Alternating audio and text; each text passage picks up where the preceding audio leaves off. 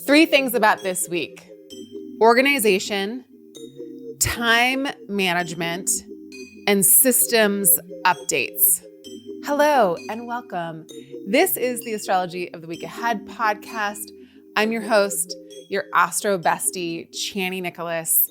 In this episode, we are looking at the week of August 18th and the qualities therein. And can I tell you how satisfying it is when the astrological week lines up with the very thing that's happening, i.e., when it's so clean and clear and efficient, when there is basically one thing happening so we can focus on using it to the best of our ability. But before we get into all of that, I have an exciting announcement. Pallas Athena is officially in the Chani app. Named after the cunning warrior queen Athena, Pallas Athena is one of 4 asteroid goddesses that we find in between Mars and Jupiter. In astrology, this placement represents the keenest creative intelligence and our ability to strategize and to win. So once you're done listening to this podcast, go and read about where Pallas Athena is in your chart. Go to the Me tab, read all about it. There's also a guided meditation for Pallas Athena, and there's personalized Pallas Athena transits also in the app. I mean, she really couldn't have come at a better time. Enjoy. When I tell you that we are having a very important restart in an area of our life, and that we can serve ourselves so well by getting ahead of the game. This is time to look at our schedules, our clocks, the data we've got, the information we're working with, the ways in which we are organizing everything in our worlds. This is the week to center that. If and when we do that, we are going to be so grateful to ourselves that we did come September, because September is full of speedy, quick quantum leap changes. September is full of eclipse season shenanigans. September is going to be another one of those wild months where things start to pick up again. And this is our week to get our shit together before all of that happens. And it just so aligns with a new moon in Virgo. And that's all that happens. The sun moves into Virgo. The moon moves into Virgo on Friday, the 22nd. Nothing happens before that. You know, like everything's moving around and things are, but no major aspects happen before that. Isn't that gorgeous? Isn't that seamless? Isn't that elegant? Isn't that giving just the right amount of information? It's giving demure. That's Virgo's deal. Virgo is like, look, I don't need to be showy. I don't need to prove anything. It's all in the proof. My work stands for itself. I did my work. I did it early. I did it thoroughly. It is in me. I am an embodiment of it. I have thoroughly massaged it and integrated it into every fiber of my being. It cannot be separated from me. It is clean. It is clear. It is elegant. It's chic. And that's what this week gives us. So Friday, the sun moves into Virgo. Hello, Virgo season. Friday, the moon moves into Virgo. Hello, new lunar cycle. On Sunday, the sun makes a square to Uranus, which is about doing something new. This is a signature of updating and innovating what? Well, the sun's in Virgo, so that would be our systems, our ways of working, our ways of streamlining, our ways of collecting data, our ways of researching, our ways of getting our work done. Our systems are in need of an update. But you can think of it like this. As soon as the sun and moon move into Virgo, they are in a square with Uranus. So this new moon is sitting in an exact square to Uranus. It perfects with the sun on Sunday, but we're going to feel it all weekend. Friday, Saturday, Sunday. And because it is the major signature of this new moon, and because it is so brand new, we've never had a new moon in Virgo square Uranus, not in 84 years. So not in my lifetime, probably not in your lifetime. If it was in your lifetime, you were probably a baby and you probably don't remember it. So this is brand new. So this is an all new way of doing something, of doing our work, of getting the job done, of working in the systematized way we're working in. The reason why I keep saying systems is because Virgo loves a system. It loves a filing cabinet. It loves a Dewey Decimal System. It loves to know the order of things, not just because it is a little type A, but because systems are magic. Nature is a system. Our bodies are a billion systems working together, again, in such an elegant way. Everything is everything is for something else. Everything is part of a whole. There is no waste inside of a really efficient system. Everything gets repurposed. Everything gets reused. Think of like mushrooms and how they break things down and repurpose. Think of all the ways in which nature just blows your mind because it's so elegant and it is so transformative and it doesn't waste a morsel of its own ecosystem. Everything has a place, everything has a function, everything has a job, and everything just runs tickety-boo until humans get in the mix and mess it all up. Anyways, or we're part of it. So, our mess is part of how it's going to work itself out. I'm not sure. We're going to have to see how it all goes. But Virgo is the magic of the system. Virgo is the magic of our systems, internal and external, when they're working in the way that they were meant to. Because everything flows, everything hums along, everything gets done. We can relax into the way that something works. We don't have to fret. We don't have to worry. I think Virgo only worries and frets when the system isn't allowed to function as it's supposed to. Because when you look at how a forest does its job, it's not stressing out. It's just doing its job.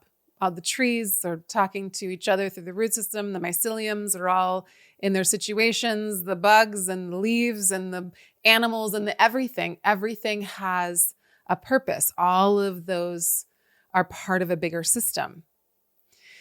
So if we're worried and we're stressed and we're agitated, it's because obviously we live in systems that don't work for most of us, for 99% of us.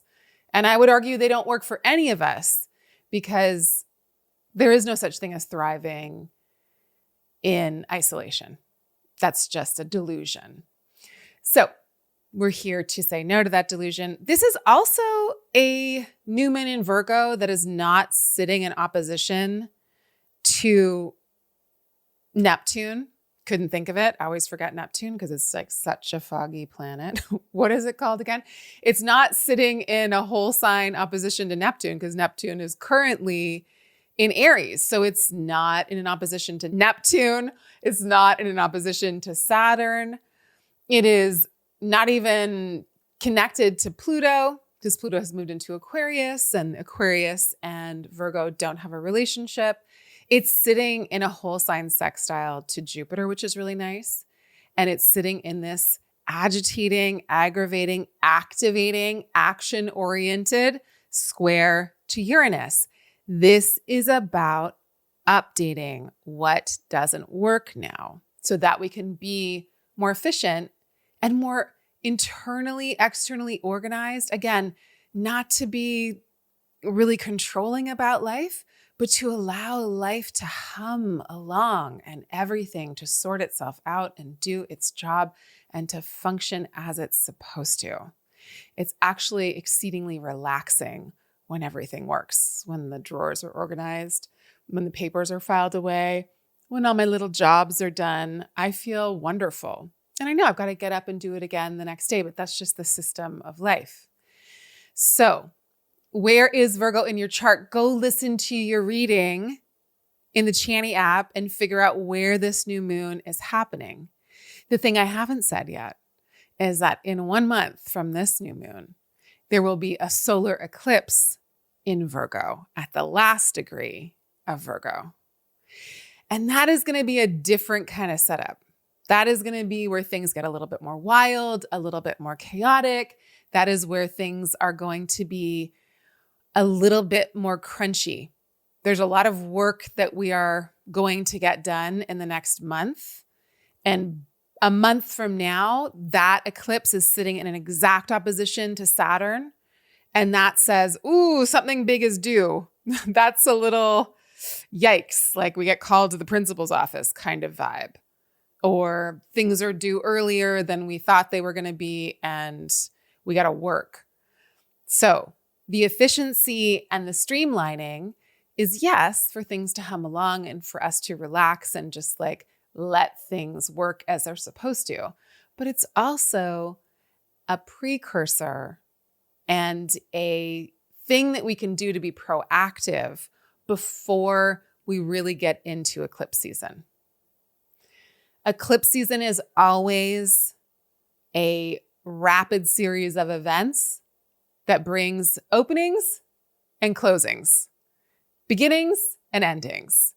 It's a flip of the script that we're like, oh, wow, an unforeseen event or a fated type of event. It's a time where a lot of shadowy material gets stirred up, but it's very, very activating.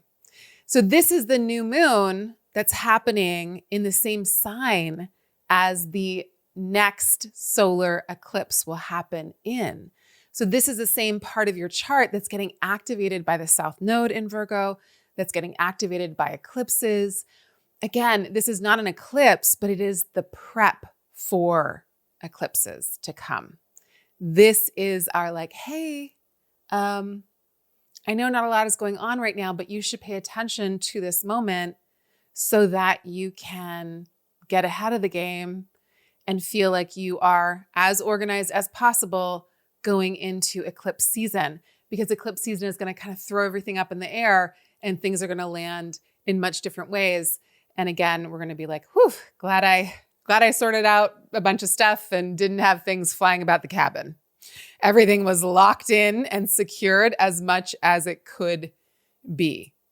This week's question is all about whole sign houses, which I know is a contentious issue out in the world.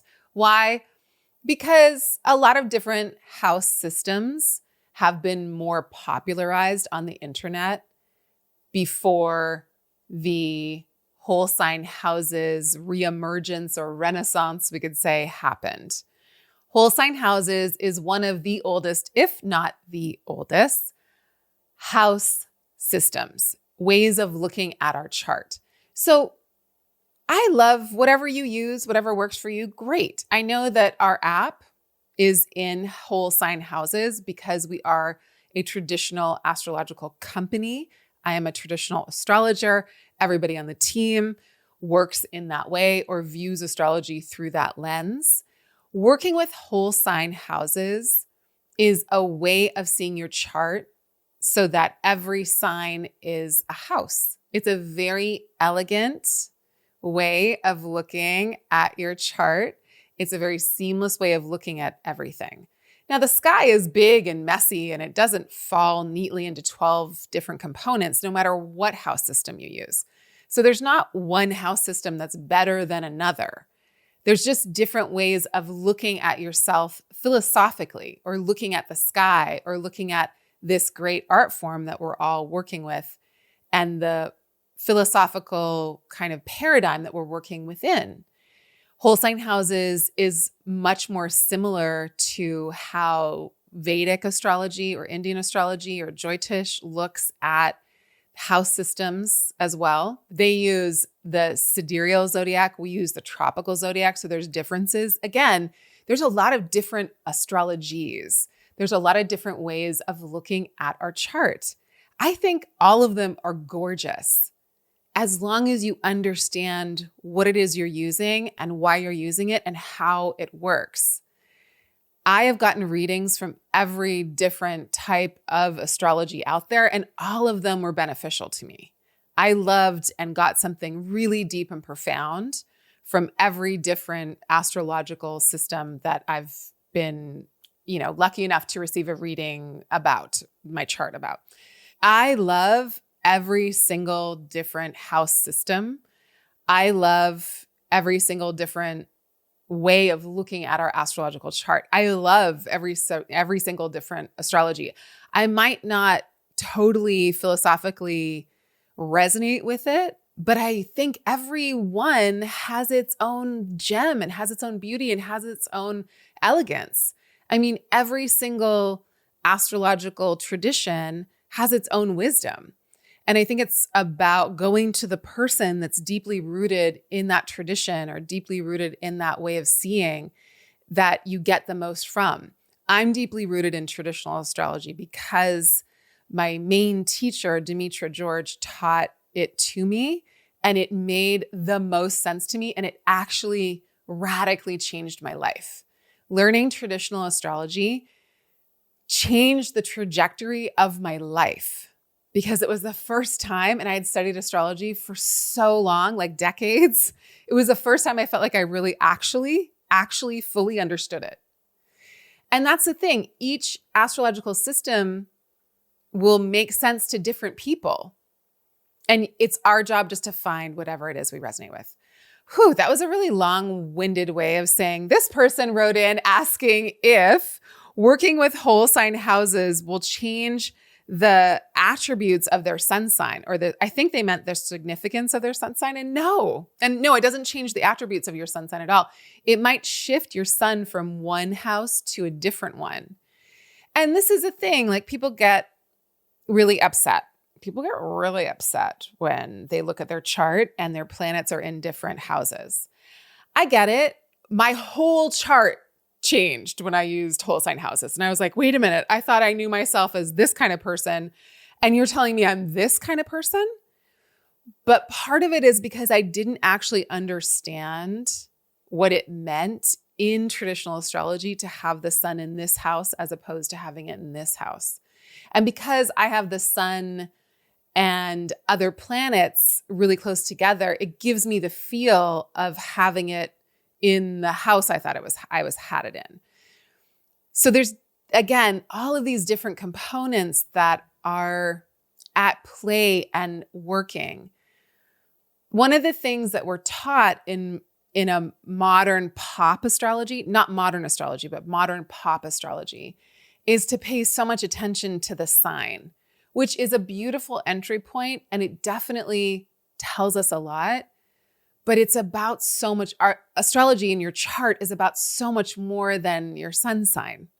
And so if I tell you to read or listen to your horoscope through your rising sign, I'm not diminishing the power of your sun or the power of your sun sign. No one and nothing can do that. That is, in and of itself, exceedingly important. The sign that your moon is in, exceedingly important. The luminaries, the sun and moon, exceedingly important. Nothing can diminish their importance. But the rising sign tells you when exactly you were born, and it sets up the entire system of your chart. I kind of say this in every single Ask Me Anything, so a lot of you are probably getting sick of me saying it, but here we are. A lot of the questions kind of revolve around this because we're taught to look at ourselves through our sun sign or through signs, which, again, it's one lens, it's one little scope, and it's kind of narrow. And so I'm asking you to broaden your scope of understanding when I say the whole sign houses tell us where everything is in relationship to your rising sign. And some people might think that that's a simplistic way of looking at it because it makes every sign a house, whereas quadrant based house systems will cut things up in different ways. And some people have like 3 or 4 signs in one house, and it makes things look very different. So my invitation to you is this: really deeply learn about what it means in whole sign houses to have your sun in this house, and then really deeply learn what it means to have it in the other house. And instead of trying to fit it in to make sense to you, see what each system is actually telling you. Stop reading into your chart and read out of it. I had that piece of advice when I was an actor, when I studied acting. My acting coaches used to say, stop reading into the script, read out of it. Stop making everything about you and how you think it should be. Instead, read what is actually there and see what else you can learn about this character. So instead of you trying to make your chart fit into your idea of who you are or what your life should be, it might be telling you something else. It might be telling you like, hey, yeah, I get that you're good at this, but you actually need to go over there in order to feel like you're living a life of purpose, in order to feel like you're successful, in order to feel like you really landed it this time. So that's my invitation to you. Play around with it. Don't get too stuck in any kind of house system. Of course, if you're in the Chani app, you're going to just be learning about your chart through whole sign houses. And I promise you, it is compatible with other astrologies. I know my chart in a lot of different systems, and I can be like, yeah, that totally makes sense. I don't need to see it through that lens because I get the same information through this system, just in different ways. But I can see how those things resonate. And that doesn't mean that everything resonates, but it means that the specific constellation that I was born under is what it is. And then when we landed inside a house system, it might fall slightly this way or slightly that way, but the planets are still configured in the same way. And so play around with what the planets themselves mean as they're speaking to each other, and what that means as it falls in different houses, either in whole sign houses or in a different house system. But don't throw it out just because it's foreign to you. Know that it's rooted in a deep, deep, long tradition and history, as are a lot of different house systems. And it's just a way of seeing yourself. And all of it has some wisdom for us to glean. All right, y'all. Thank you so much for joining. Come back next week. We're going to talk about Venus moving into Leo. Just because Leo's season is over on Friday doesn't mean the drama has stopped. Venus in Leo is going to carry us through a couple more shows. And then we've got eclipse season. Baby, we've got eclipse season. Not for a little, not until September 7th is the first eclipse. But again, this one's going to get us prepped. Next week, we'll talk a little bit more about but the next one is going to land on the 7th of September. So that will be a lunar eclipse in Pisces. Big, huge feelings and insights and intuitions. Come back. We'll talk all about it and then some. Bye for now.